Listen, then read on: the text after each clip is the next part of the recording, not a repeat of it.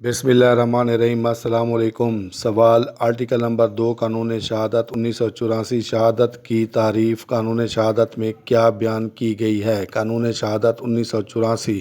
جواب: شہادت میں شامل ہیں زیر تحقیق امور سے متعلق وہ تمام بیانات جو گواہان عدالت کی اجازت یا حکم سے اس کے روبرو دیں، زبانی شہادت ہے، یا وہ تمام دستاویزات جو عدالت کے معائنے کے لیے پیش کی جائیں، دستاویزی شہادت ہے۔ امور کے معنی معاملات: شہادت کی ضرورت عدالت کو سچائی تک پہنچنا ہوتا ہے، چونکہ عدالت زیر متنازع واقعہ یا واقعات کی حقیقی یا واقعاتی صورتحال سے واقف نہیں ہوتی۔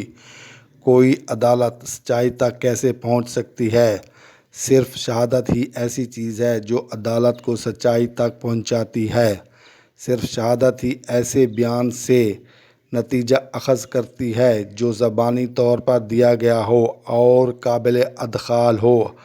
اخذ کرنا کے معنی نکالنا، تحقیق کے معنی یقینی طور پر ثبوت تلاش، معائنہ کے معنی جانچ پڑتال دیکھ بھال، قابل ادخال کے معنی کوئی شہادت عدالت میں جمع کرانے کے قابل ہو۔